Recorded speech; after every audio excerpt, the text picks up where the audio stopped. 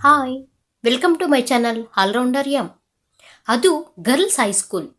ಶಾಲೆ ಎಂದಮೇಲೆ ಕೇಳುವುದೇನು, ಅಲ್ಲಿ ಸಂತೆಯ ಗದ್ದಲ ಕೂಡಿರುವುದು ಖಂಡಿತ. ಎಳೆಯ ಹುಡುಗಿಯರ ಮನಸ್ಸಿಗೆ ಒಂದು ಮಿತಿ ಇರಲಿಲ್ಲ. ಅದು ಕೇವಲ ಗಾಳಿಪಟ, ಮನಸ್ಸಿಗೆ ಬಂದಂತೆ ಹಾರಾಡುವುದು. ಅದಕ್ಕೆ ಮೇರೆ ಇಲ್ಲ, ಸೀಮೆ ಇಲ್ಲ. ಲೀಲಾ ಟೀಚರ್ ಆ ಶಾಲೆಯ ಹುಡುಗಿಯರಿಗೆ ಭದ್ರವಾದ ಸೂತ್ರದಂತಿದ್ದರು. SLC ಕ್ಲಾಸಿಗೆ ಲೀಲಾ ಇಂಗ್ಲಿಷ್ ಕಲಿಸುತ್ತಿದ್ದರು. ಎಳ್ಳು ಬಿದ್ದ ಸಪ್ಪಳವು ಸ್ಪಷ್ಟವಾಗಿ ಕೇಳಿಸುವಷ್ಟು ಶಾಂತತೆ ಅಲ್ಲಿ ನೆಲೆಸಿತ್ತು. ಲೀಲಾ ಅಷ್ಟೊಂದು ಉಗ್ರವಾಗಿರಲಿಲ್ಲ. ಕ್ಲಾಸಿನ ಹುಡುಗಿಯರ ಮೇಲೆ ತನ್ನ ಪ್ರಭುತ್ವ ಸ್ಥಾಪಿಸಿದ್ದು ಕೇವಲ ತಮ್ಮ ಗಾಂಭೀರ್ಯಪೂರ್ಣ ಮುಖಮುದ್ರೆಯಿಂದ, ಮಿತ ಭಾಷಣದಿಂದ, ತಮ್ಮ ತೇಜಸ್ಸಿನಿಂದ ತುಂಬಿದ ಸುಂದರ ಮುಖದಿಂದ. ನಿಜವಾಗಿಯೂ ಲೀಲಾ ಮುಖದಷ್ಟು ಸುಂದರ ಮುಖ ಆ ಊರ ಮಟ್ಟಿಗಾದರೂ ಸಿಕ್ಕಲಾರದು ಎಂದು ಹೇಳಿದರೆ ಅತಿಶಯೋಕ್ತಿಯಾಗಲಾರದು. ಮಾಟವಾದ ಹಣೆ, ಹಣೆಯ ಸುತ್ತು ಇಳಿಬೆದ್ದ ರೇಷ್ಮೆಯಂತಿರುವ ಅವರ ಉಂಗುರುಗೂದಲು, ಆ ಆಕರ್ಷಕವಾದ ಕಣ್ಣುಗಳು, ಪುಟೆಗೊಟ್ಟ ಚಿನ್ನದಂತಿರುವ ಮೈಬಣ್ಣ, ಇವೆಲ್ಲ ಅವರನ್ನು ಬೇಲೂರಿನ ಶಿಲಾಬಾಲಿಕೆಗೆ ಹೋಲಿಸ ಹಚ್ಚುತ್ತಿದ್ದವು. ಲೀಲಾ ವಯಸ್ಸು 30 ದಾಟಿದರೂ ಆವಾಗಲೇ ಹರಳಿದ ನೈದಿಲೆಯಂತೆ ಕಂಗೊಳಿಸುತ್ತಿದ್ದಿತು ಅವರ ದೇಹ ಸೌಂದರ್ಯ. ಅವರು ಕೇವಲ ದೈಹಿಕ ಸೌಂದರ್ಯ ಮಾತ್ರವಲ್ಲ, ಬುದ್ಧಿವಂತಿಕೆಯಲ್ಲೂ ಅಸಾಧಾರಣ ಪ್ರತಿಭೆ. ಕ್ಲಾಸಿನಲ್ಲಿ ಬಂದವಳೆ ಲೀಲಾ ಕಥೆಯೊಂದನ್ನು ಓದತೊಡಗಿದಳು. ಕತೆ ಸರಾಗವಾಗಿ ಓಡುತ್ತಿತ್ತು. ಒಬ್ಬ ಹುಡುಗ ನೀರು ಕುಡಿಯುವುದಕ್ಕಾಗಿ ಬಾವಿಯಲ್ಲಿ ಇಳಿಯುತ್ತಾನೆ. ಅಲ್ಲಿ ಒಬ್ಬ ಕುರೂಪಿಯಾದ ರಾಕ್ಷಸಿ ಕಾಣಿಸಿಕೊಳ್ಳುತ್ತಾಳೆ. ಅವಳ ಒಂದು ಕೈಯಲ್ಲಿ ಒಬ್ಬ ಸುಂದರ ಯುವಕ, ಇನ್ನೊಂದು ಕೈಯಲ್ಲಿ ಒಬ್ಬ ಸುಂದರ ಯುವತಿ. ಆ ರಾಕ್ಷಸಿಗೆ ತಾನು ತುಂಬಾ ಸುಂದರಿ ಎನ್ನುವ ಹೆಮ್ಮೆ ಇರುತ್ತದೆ. ಅಲ್ಲಿ ನೀರು ಕುಡಿಯುವುದಕ್ಕೆ ಬಂದವರನ್ನೆಲ್ಲ ಯಾರು ಸುಂದರರು ಎಂದು ಕೇಳುತ್ತಿರುತ್ತಾಳೆ. ಎಲ್ಲರೂ ಸತ್ಯ ಹೇಳುತ್ತಾರೆ. ಆ ರಾಕ್ಷಸಿಯ ಕೋಪಕ್ಕೆ ಬಲಿ ಬೀಳುತ್ತಾರೆ. ಈಗ ಈ ಹುಡುಗನಿಗೂ ಅದೇ ಪ್ರಶ್ನೆ ಕೇಳುತ್ತಾಳೆ ಆ ರಾಕ್ಷಸಿ. ಈ ಯುವಕನೋ, ಈ ಯುವತಿಯೋ, ಅಥವಾ ನಾನೋ? ಹುಡುಗ ಪೇಚಿನಲ್ಲಿ ಬೀಳುತ್ತಾನೆ. ಸತ್ಯ ಹೇಳಿದರೆ ಸಾಯುತ್ತೇನೆ, ಸುಳ್ಳಾಡಿದರೆ ಮರಣಕ್ಕಂಜು ಸುಳ್ಳಾಡಿದ ಪಾಪ ಬರುತ್ತದೆ. ಆದರೂ ಹುಡುಗ ವಿಚಾರವಂತ, ವಿಚಾರಿಸಿ ಉತ್ತರ ಹೇಳಿಯೇ ಬಿಡುತ್ತಾನೆ. ಹೃದಯದಿಂದ ಪ್ರೀತಿಸಲ್ಪಟ್ಟ ಯಾವುದೇ ವಸ್ತು ಸುಂದರವಾಗಿರುತ್ತದೆ ಎಂದು ಅವನು ಕೊಟ್ಟ ಉತ್ತರ ಸುಂದರವಾಗಿತ್ತು. ಆದರೆ ಆ ವಾಕ್ಯ ಲೀಲಾಳನ್ನು ಯೋಚನೆಗೆ ಈಡು ಮಾಡಿತು. ಅದೊಂದೇ ವಾಕ್ಯ ಅವಳನ್ನು ತಡೆ ಹಿಡಿದು ನಿಲ್ಲಿಸಿತು. ಇದರ ಉಪಯೋಗ ಪಡೆದ ಮೂಲೆಯಲ್ಲಿ ಕುಳಿತ ಕಿಡಿಗೇಡಿ ಮೇರಿ ಎದ್ದು ನಿಂತು ಪ್ರಶ್ನೆಯನ್ನು ಕೇಳಿದಳು. ಮೇಡಮ್, ಒಂದು ಪ್ರಶ್ನೆ ಕೇಳು. ಪುಸ್ತಕದತ್ತ ಇದ್ದ ಮುಖವನ್ನು ಮೇಲಕ್ಕೆತ್ತದೆ ಲೀಲಾ ಉತ್ತರಿಸಿದಳು. ವಿವಾಹದ ನಂತರ ಗಂಡನಿಗೆ ಏನೋ ಆಗಿ ಅವನು ಕುರೂಪಿಯಾದರೆ, ಆಗಲೂ ಅವನನ್ನು ಹೃದಯದಿಂದ ಪ್ರೀತಿಸಿದರೆ ಆ ಹೆಂಡತಿಗೆ ಆ ವಿಕೃತ ಗಂಡ ಸುಂದರನಾಗಿಯೇ ಕಾಣುತ್ತಾನೆಯೇ? ತಾರುಣ್ಯದ ಹೊಸ್ತಿಲಲ್ಲಿ ಆಗಲೇ ಕಾಲೆರಿಸಿದ ಕ್ಲಾಸಿನ ಹುಡುಗಿಯರಿಗೆ ಲೀಲಾಳ ಮೇಲಿನದೇ ಆದ ಪ್ರೇಮ ದುಷ್ಟಾಂತ ಅವರಲ್ಲಿ ತಡೆ ಹಿಡಿಯುವಷ್ಟು ನಗೆಯನ್ನು ಬರೆಸಿತು. ಲೀಲಾಳ ಮುಖ ಉಗ್ರವಾಯಿತು. ಗೌರವಾಗಿದ್ದ ಮುಖ ಮತ್ತಿಷ್ಟು ಬಣ್ಣ ಕಟ್ಟಿತು. ಕಿಡಿಕಿಡಿಯಾಗಿ ಒದರಿದಳು. ಸೈಲೆನ್ಸ್! ಕೋಪದಿಂದ ಕೈಯಲ್ಲಿದ್ದ ಪುಸ್ತಕವನ್ನು ಮುಚ್ಚಿ ಕ್ಲಾಸಿನಿಂದ ಹೊರಗೆ ನಡೆದು ಬಿಟ್ಟ ಲೀಲಾ ನೇರವಾಗಿ ಟೀಚರ್ಸ್ ರೂಮಿನಲ್ಲಿ ಬಂದು ಕುಳಿತಳು. ಅವಳ ಮನಸ್ಸಿಗೆ ಶಾಂತಿ ಬೇಕಿತ್ತು. ಕ್ಲಾಸಿನಲ್ಲಿಯ ಘಟನೆ ಮಾನಸಿಕ ಸರೋವರದ ಸ್ತಬ್ಧ ನೀರನ್ನು ಕಲಕಿಸಿತು. ಏನು ಮಾಡಿದರೂ ಮನಸ್ಸಿನ ಅಸ್ವಸ್ಥತೆ ಮಾಯವಾಗಲಿಲ್ಲ. ಹಾಗೆಯೇ ಎದ್ದು ತಣ್ಣೀರಿನಿಂದ ಮುಖ ತೊಳೆದುಕೊಂಡಳು. ಹೃದಯದಿಂದ ಪ್ರೀತಿಸಲ್ಪಟ್ಟ ಯಾವುದೇ ವಸ್ತು ಸುಂದರವಾಗಿರುತ್ತದೆ.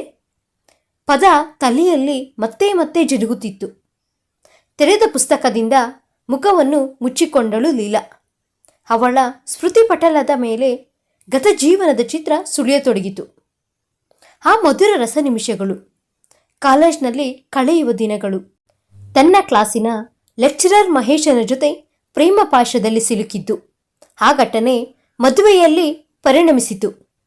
ನೋಡಿದ ಜನರೆಲ್ಲ ಲಕ್ಷ್ಮೀನಾರಾಯಣರ ಜೋಡಿ, ರಾಧಾಕೃಷ್ಣರ ಜೋಡಿ ಎಂದು ಬೆರಳು ಕಚ್ಚುತ್ತಿದ್ದರು. ತಾವು ಊರಲ್ಲಿ ಸಾಯಂಕಾಲ ತಿರುಗಾಡಿ ಬಂದರೆ ಮನೆಯಲ್ಲಿಯ ಕೆಲಸಗಿತ್ತಿ ದೃಷ್ಟಿ ತೆಗೆದು ಬೆಂಕಿಯಲ್ಲಿ ಸಾಸಿವೆ ಕಾಳು ಒಗೆದರೆ ಮನೆಯಲ್ಲಿ ಕಾಲಿಡಲಾಗದಷ್ಟು ವಾಸನೆ ಬರುತ್ತಿತ್ತು.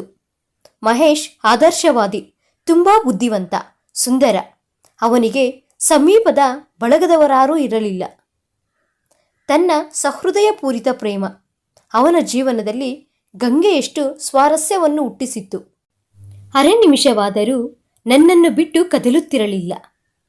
ತನ್ನ ಮನೆ ಅಲ್ಲ, ನಂದನವನ. ಆ ಸುಖ, ಆ ಶಾಂತಿ. ಆದರೆ ಆ ಸುಖ ಶಾಂತಿ ಬಿರುಗಾಳಿಯ ಪೂರ್ವದ ಚಿಹ್ನೆ ಎಂದು ಆಗ ತನಗೆಲ್ಲಿ ಅರಿವಿತ್ತು. ಹಗಲು ಹೋದಾಕ್ಷಣ ರಾತ್ರಿಯಾಗುವುದು ಸೃಷ್ಟಿಯ ನಿಯಮ, ಸರಿ.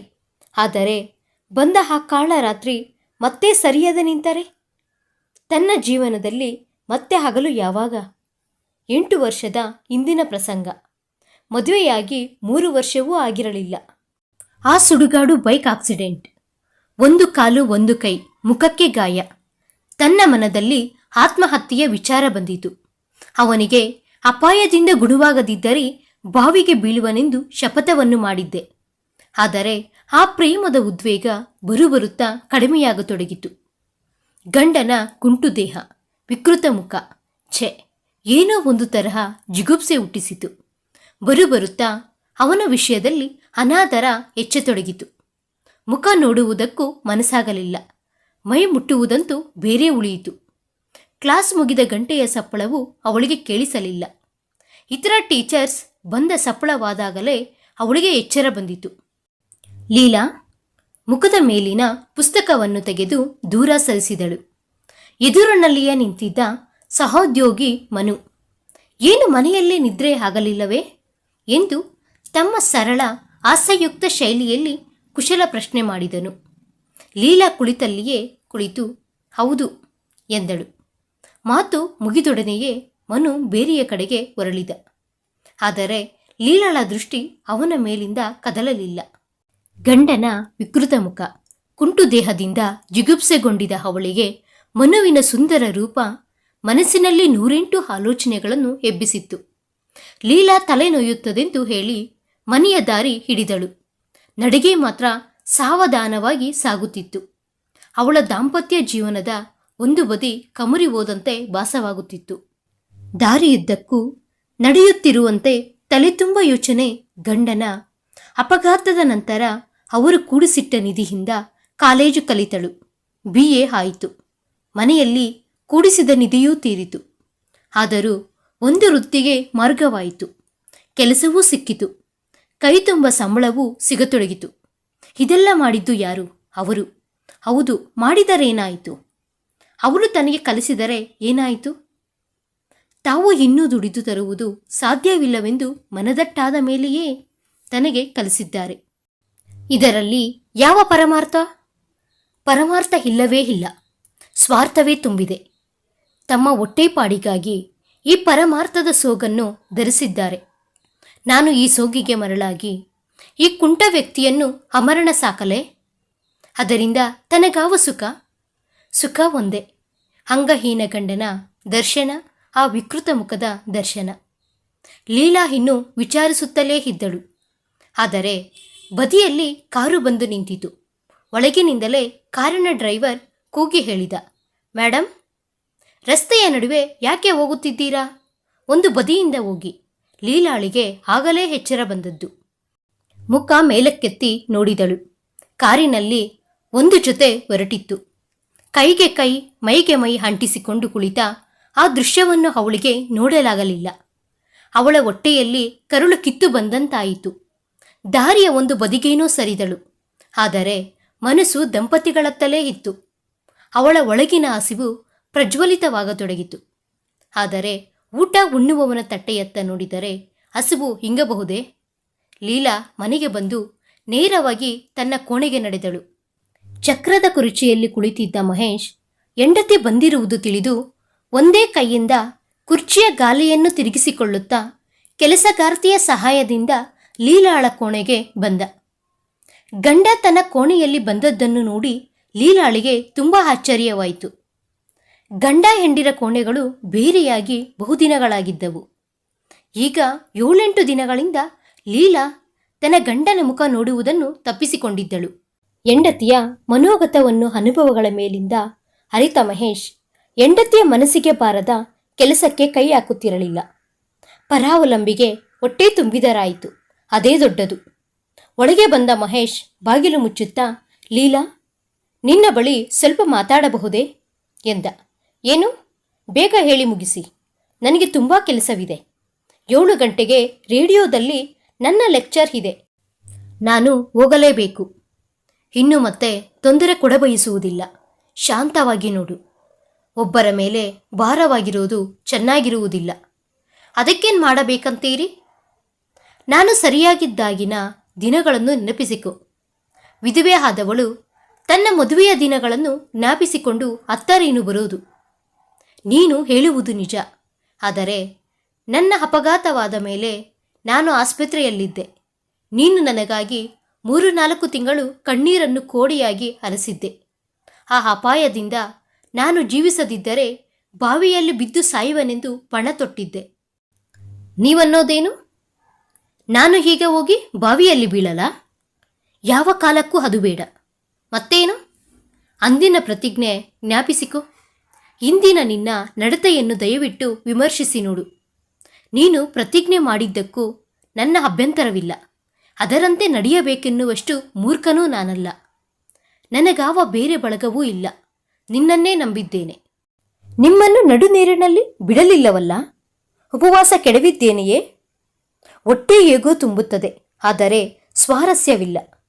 ಸಂಸಾರ ರಥದ ಒಂದು ಗಾಲಿ ಮುರಿಯಿತು. ಆ ಗಾಲಿಯನ್ನು ಬೈದೆನು. ಪ್ರಯೋಜನ? ಸರಿಯಾಗಿದ್ದಷ್ಟು ದಿನ ರಥ ಎಳೆಯಿತು. ನಡುವೆ ಮುರಿದದ್ದು ಅದರ ದೋಷವೇ? ಮುರಿದ ಗಾಲಿಯನ್ನು ಬಿಸಾಡಿ ಬೇರೆ ಗಾಲಿ ಅರ್ಧಕ್ಕೆ ಗಾಬರಿಯಾಗಿ ಲೀಲಾ ತಡೆದಳು. ಅದನ್ನು ಕೇಳಿದ ಮಹೇಶ್, ಹೌದು, ಹೊಸ ಗಾಲಿ ಹಾಕಬೇಕು. ಆದರೆ ಮೊದಲಿನ ಗಾಲಿಯನ್ನು ಬಿಸಾಡಿದ ನಂತರ ಈಗ ನನಗೆ ಓಡಾಡಲು ಆಗದು. ನೀನೇ ಬಾವಿಯವರೆಗೆ ಗದ್ಗದ ಕಂಠದಿಂದ ವಾಕ್ಯವನ್ನು ಅರ್ಧಕ್ಕೆ ಮುಗಿಸಿ ಹೊರಟ. ಗಂಡನ ಕೊನೆಯ ವಾಕ್ಯ ಲೀಲಾಳನ್ನು ವಿಚಾರಕ್ಕೆ ಗುರಿ ಮಾಡಿತು. ಹೊಸ ಗಾಲಿ, ಹಳೆಯ ಗಾಲಿ, ಬಾವಿಗೆ. ಛೇ, ಅದು ಆಗದು. ಆದರೆ ತಾನು ವಿಧವೆಯಾದ ಮೇಲೆ ಬೇರೆ ಸದ್ಗೃಹಸ್ಥರು ನನ್ನನ್ನು ಮದುವೆಯಾಗಲು ಮುಂದೆ ಬರುವರೆ? ಯಾರಾದರೂ ಬಂದರೆ ಅವರೆಲ್ಲರೂ ಚಾರಿತ್ರ್ಯ ಶುದ್ಧವಿಲ್ಲದವರೆಂದು ನಿರ್ದಾಕ್ಷಣ್ಯವಾಗಿ ಹೇಳಬಹುದು. ಹೌದು, ಎಸೆದ ಹೆಂಜಲಳಿಯನ್ನು ತಿನ್ನಲು ಸಾಕಿದ ನಾಯಿಗಳಲ್ಲಿ ಬರುತ್ತವೆ. ಬರೀ ಬೀದಿ ನಾಯಿಗಳೇ. ಅವಳ ಕಣ್ಣ ಮುಂದೆ ಮನುವಿನ ಚಿತ್ರ ಸುಳಿಯಿತು. ಸಾಕ್ಷಾತ್ ಮದನದ ಮೂರ್ತಿ, ಎತ್ತರದ ನಿಲುವು, ಹರವಾದ ಎದೆ, ಮುಗುಳ್ನಗೆಯ ಮುಖ, ನಿಷ್ಕಪಟ ಹೃದಯ. ತಾನು ವಿಧವೆಯಾದರೆ ತನ್ನ ಸೌಂದರ್ಯಕ್ಕೆ ಮರುಳಾಗಿ ಮನು ತನ್ನನ್ನು ಛೆ, ಅವನಿಗೆ ಈಗಾಗಲೇ ಮದುವೆಯಾಗಿದೆ. ಮನು ಆ ಶಾಲೆಗೆ ಬಂದು ಕೇವಲ 4 ತಿಂಗಳಾಗಿದ್ದವು. ಅವನ ಮನೆತನದ ಸ್ಥಿತಿ ಲೀಲಾ ಅಲ್ಲ, ಉಳಿದೆಲ್ಲ ಟೀಚರ್ಗಳಿಗೂ ತಿಳಿದಿರಲಿಲ್ಲ. ಆದರೆ ಅವರ ಪತ್ನಿ ಸುಶಿಕ್ಷಿತೆ ಎಂದು ತಿಳಿದಿತ್ತು. ಅವಳು MBBS ಕೋರ್ಸಿಗೆ ಹೋಗಿ 3 ವರ್ಷ ಕಲಿತು ಅರ್ಧಕ್ಕೆ ತಿರುಗಿ ಬಂದಿದ್ದರಂತೆ. ಆಗೇಕೆ ಎಂದು ಒಂದು ಸಲ ಲೀಲಾ ಕೇಳಿದಳು. ನಾನು ಮದುವೆಯಾದ ಮೇಲೆಯೇ ಅವಳನ್ನು ಡಾಕ್ಟರ್ ಕೋರ್ಸಿಗೆ ಕಳಿಸಿದ್ದೆ ಎಂದು ಮನು ಉತ್ತರಿಸಿದ. ಹಾಗಾದರೆ ಪೂರ್ತಿಯಾಗಿ ಕಲಿಸಲಿಲ್ಲವೇಕೆ ಎಂದು ಮರುಪ್ರಶ್ನೆ ಕೇಳಿದಳು ಲೀಲಾ. ತೊಟ್ಟಿಲ ಕೊಟ್ಟುವ ಸಮಯ. ಅರ್ಧಕ್ಕೆ ಮಾತು ನಿಲ್ಲಿಸಿ ಮನು ಅಲ್ಲಿಂದ ತೆರಳಿದ್ದನು. ಶಾಲೆ ಬಿಟ್ಟಾಕ್ಷಣ ಮನು ಉಳಿದೆಲ್ಲರಂತೆ ಟೀಚರ್ಸ್ ರೂಮಿನಲ್ಲಿ ಹರಟೆ ಹೊಡೆಯುವುದಕ್ಕೆ ಕೂಡುತ್ತಿರಲಿಲ್ಲ. ಶಾಲೆ ಬಿಟ್ಟ ಗಂಟೆಯಾದಾಕ್ಷಣ ಮನೆಯ ಕಡೆ ತೆರಳುತ್ತಿದ್ದನು. ಹಬ್ಬ, ಏನದು ಪತ್ನಿ ಪ್ರೇಮ ಎಂದು ಲೀಲಾಳಿಂದ ಹಿಡಿದು ಎಲ್ಲ ಟೀಚರ್ಸ್ ಅವರನ್ನು ಚೇಷ್ಟೆ ಮಾಡುತ್ತಿದ್ದರು. ಒಂದು ದಿನ ಲೀಲಾ ಧೈರ್ಯ ಮಾಡಿ ಕೇಳಿಯೇ ಬಿಟ್ಟಳು. ನೀವು ಇಷ್ಟು ಪತ್ನಿಯ ಮೇಲೆ ಪ್ರೇಮ ಮಾಡುತ್ತೀರಲ್ಲ, ಅವಳು ಅಷ್ಟು ಸುಂದರಿಯಾಗಿದ್ದಾಳೆಯೇ? ಹೌದು, ನನ್ನ ದೃಷ್ಟಿಯಲ್ಲಂತೂ ಅವಳನ್ನು ಸರಿ ಹೋಲುವವರು ಯಾರೂ ಇಲ್ಲ. ಅವನ ಉತ್ತರ ಕೇಳಿ ಲೀಲಾ ಒಳಗೊಳಗೆ ನಿರಾಶಳಾದಳು. ಆದರೂ ಅವನ ಬಗೆಯ ಹುಚ್ಚು ತಲೆಯಿಂದ ಮಾಯವಾಗಿರಲಿಲ್ಲ. ಈಗಂತೂ ಅದು ಮತ್ತಷ್ಟು ಕೆರಳತೊಡಗಿತು. ಮನು ತನ್ನನ್ನು ಒಲಿಸುವುದು ಸಾಧ್ಯವಿಲ್ಲ. ಬೇರೆ ಮಾರ್ಗ? ತಾನಾಗಿಯೇ ಈ ದೇಹ ಅವನಿಗೆ. ಹೌದು, ಪಕ್ವಾನ್ನದ ಊಟವನ್ನು ಬಡಿಸಿದರೆ ಬೇಡವೆನ್ನುವ ಜನರಿದ್ದಾರೆಯೇ? ಇಲ್ಲ ಎಂದು ಅವಳ ಮನಸ್ಸೇ ಉತ್ತರಿಸಿತು. ಅವಳ ಮನಸ್ಸು ಕೂಡ ಲಂಚ ತಿಂದ ಗುಮಾಸ್ತನ ಹಾಗೆ ಆಗಿತ್ತು. ಮತ್ತೆ ಮತ್ತೆ ವಿಚಾರ ಮಾಡಿ ಕೊನೆಯ ನಿರ್ಧಾರಕ್ಕೆ ಬಂದಳು. ನೀಲಿ ಕಾಗದದ ಮೇಲೆ ನಕ್ಷೆ ತಯಾರಿಸಿದ ನಂತರ ಮನೆ ಕಟ್ಟುವುದಕ್ಕೇನು ತಡ. ಲೀಲಾ ಒಂದು ಸಲ ಕೈ ಗಡಿಯಾರವನ್ನು ನೋಡಿಕೊಂಡಳು. 6 ಹೊಡೆದಿತ್ತು. ಅಂದು ರೇಡಿಯೋದಲ್ಲಿ ತನ್ನ ಭಾಷಣ ಬಿದ್ದುದನ್ನು ಜ್ಞಾಪಿಸಿಕೊಂಡು ಮನೆಯಿಂದ ಹೊರಬಿದ್ದಳು. ಅಂದೇ ತಮ್ಮ ಜೊತೆಯಲ್ಲಿ ರೇಡಿಯೋ ಸ್ಟೇಷನ್ಗೆ ಬರಲು ಮನುವನ್ನು ಕರೆದಿದ್ದಳು. ಆದರೆ ಮನು ಪತ್ನಿಯನ್ನು ಅಂದು ತವರು ಮನೆಗೆ ಕಳಿಸುವುದಕ್ಕಾಗಿ ಸ್ಟೇಷನ್ನಿಗೆ ಹೋಗಬೇಕಾಗಿದ್ದರಿಂದ ಕೊಂಚ ನೊಂದುಕೊಂಡಿದ್ದಳು. ಅವನ ಜೊತೆಯಲ್ಲಿ ಮಾತನಾಡುವ ಸ್ವಲ್ಪ ಸಮಯದಲ್ಲೇ ಎಷ್ಟೋ ಶಾಂತಿ ಸಿಕ್ಕುತ್ತಿತ್ತು ಲೀಲಾಳಿಗೆ. ರೇಡಿಯೋ ಕೇಂದ್ರಕ್ಕೆ ಲೀಲಾ ಹೋದಾಗ 6:15 ಹೊಡೆದಿತ್ತು. ಇನ್ನೂ ಅರ್ಧ ಗಂಟೆ ಕಾಲವಿದ್ದುದರಿಂದ ಲೀಲಾ ಕೇಂದ್ರದ ವಿಶ್ರಾಂತಿ ಕೋಣೆಯಲ್ಲಿ ಹೋಗಿ ಕುಳಿತಳು. ಅಲ್ಲಿ ಅವಳ ಬದಿಯಲ್ಲಿಯೇ ಒಬ್ಬ ಕುರುಡಿಯೂ ಕುಳಿತಿದ್ದಳು. ಕುರುಡಿಯಾಗಿದ್ದಳಷ್ಟೇ ಅಲ್ಲ, ಮುಖವು ಸುಂದರವಾಗಿರಲಿಲ್ಲ. ಅಲ್ಲಲ್ಲಿ ಕಪ್ಪು ಕಲೆಗಳಿದ್ದವು. ಅವಳ ಬದಿಯಲ್ಲಿಯೇ 11 ವರ್ಷದ ಹುಡುಗನಿದ್ದ. ಇಂಥವಳ ಬದಿಯಲ್ಲಿ ಕೂಡಲು ಲೀಲಾಳಿಗೆ ಕೊಂಚ ಕಡಿಮೆತನ ಎನಿಸಿತು. ಏನೋ ಒಂದು ವಿಧವಾದ ಜುಗುಪ್ಸೆ ಉಂಟಾಯಿತು. ಅವಳನ್ನು ಎಲ್ಲಕ್ಕೂ ಮಿಗಿಲಾಗಿ ಆಶ್ಚರ್ಯಗೊಳಿಸಿದ್ದು ಆ ಕುರುಡಿಯ ತುಂಬು ಹೊಟ್ಟೆ. ಇಂತಹ ಅಸಡ್ಡಳ ದೇಹದ ಜೊತೆಯಲ್ಲಿ ರಮಿಸಿದ ಆ ಪುರುಷನೆಷ್ಟು ಸುಂದರನಿರಬಹುದು ಎಂದು ಮನದಲ್ಲಿಯೇ ವಿಚಾರಿಸಿ ನಕ್ಕಳು. ಆ ಹೆಂಗಸು ಕುರುಡಿಯಾಗಿದ್ದರೂ ತೊಟ್ಟ ಬಟ್ಟೆಗಳು ಮಧ್ಯಮ ವರ್ಗದವರಿಗೆ ಒಪ್ಪುವಂಥವುಗಳಾಗಿದ್ದವು. ಆ ಬಟ್ಟೆಗಳಿಗಾದರೂ ಕಿಮ್ಮತ್ತು ಕೊಡಲೆಂದು ಲೀಲಾ ಆ ಕುರುಡಿಯನ್ನು ಮಾತನಾಡಿ, ಅಕ್ಕ, ನಿಮ್ಮ ಹೆಸರೇನು? ನನ್ನದೇ ಸುಲೋಚನಾ. ಹೆಸರು ಕೇಳಿ ಲೀಲಾ ಅವಾಕ್ಕಾದಳು. ಹೆಸರು ಭೀಮಾ. ನೋಡೋದಕ್ಕೆ ನರಪೇತಲು ಎಂದಂತಾಯ್ತಲ್ಲ ಎಂದು ಉಕ್ಕಿ ಬರುವ ನಗುವನ್ನು ತಡೆದು ಮತ್ತೆ ಕೇಳಿದಳು, ಇಲ್ಲಿಗೇಕೆ ಬಂದಿರಿ? ಹಾಡು ಹೇಳುವುದಕ್ಕೆ ಬಂದಿದ್ದೆ. ಈಗ ಟ್ಯಾಕ್ಸಿ ಬಂದಾಕ್ಷಣ ಹೋಗುತ್ತೇವೆ. ಸಂತೋಷ. ಕಣ್ಣು ಕೊಡದಿದ್ದರೂ ದೇವರು ಸಂಗೀತ ಕಲೆ ಕೊಟ್ಟಿದ್ದಾನೆ. ದೇವರು ದೊಡ್ಡವ. ಹೊಟ್ಟೆಪಾಡಿಗೆ ಏನಾದರೂ ಕಲೆ ಕೊಟ್ಟ. ಕುರುಡಿ ಸಿಡುಕಿನ ಧ್ವನಿಯಲ್ಲಿ ನುಡಿದಳು. ನೀವು ಅನ್ಯತಾ ಭಾವಿಸಿಕೊಳ್ಳಬೇಡಿ. ನಾನು ಹೊಟ್ಟೆಪಾಡಿಗೆ ಹಾಡಲು ಬಂದಿಲ್ಲ. ನನಗೂ ಸಂಬಳ ತರುವ ಗಂಡನಿದ್ದಾನೆ ಎಂದು ಹುಡುಗನ ಆಧಾರದಿಂದ ಕೋಣೆ ಬಿಟ್ಟು ಹೊರಟು ನಡೆದಳು. ಕುರುಡಿಯ ಉತ್ತರ ಕೇಳಿ ಲೀಲಾ ನಕ್ಕು ಬಿಟ್ಟಳು. ಕುರುಡಿಗೂ ಸಂಬಳ ತರುವ ಗಂಡನಿದ್ದಾನೆಯೇ? ಹಾಗಾದರೆ ಅವನು ಇವಳಿಗಿಂತಲೂ ಹೆಚ್ಚು ಕುರೂಪಿಯಾಗಿರಲಿಕ್ಕೆ ಸಾಕು ಎಂದುಕೊಂಡಳು. ರೇಡಿಯೋ ಕಾರ್ಯಕ್ರಮದಿಂದ ಹೊರಬಂದ ಲೀಲಾ ಇನ್ನೆಲ್ಲಿ ಎಂದು ಅವಳ ಮನಸ್ಸು ಕೇಳಿ ಖಂಡಿತವಾಗಿ ಈಗಲೇ ಮನೆಗೆ ಹೋಗುವುದು ಬೇಡ ಎಂದುಕೊಂಡಳು. ಕೂಡಲೇ ಮನುವಿನ ನೆನಪಾಯಿತು. ಸದಾಶಿವನಿಗೆ ಅದೇ ಧ್ಯಾನ. ಒಂದು ಸಲ ಲೀಲಳ ಕಣ್ಣೆದುರಿನಲ್ಲಿ ಆ ಕುರುಡಿಯ ಚಿತ್ರ ಸುಳಿಯಿತು. ಅವಳ ಆ ತುಂಬು ಗರ್ಭಿಣಿಯ ಚಿಹ್ನೆ.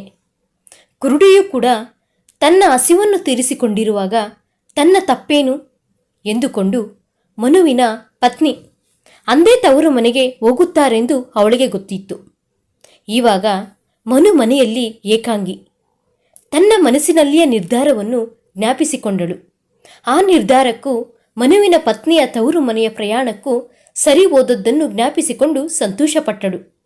ಕೆಲಸಗಳು ಪೂರ್ತಿಯಾಗುವಂತಿದ್ದರೆ ಈ ರೀತಿ ಶುಭಶಕುನಗಳು ಜರುಗುತ್ತವೆ ಎಂದು ಸಂತಸವಾಯಿತು.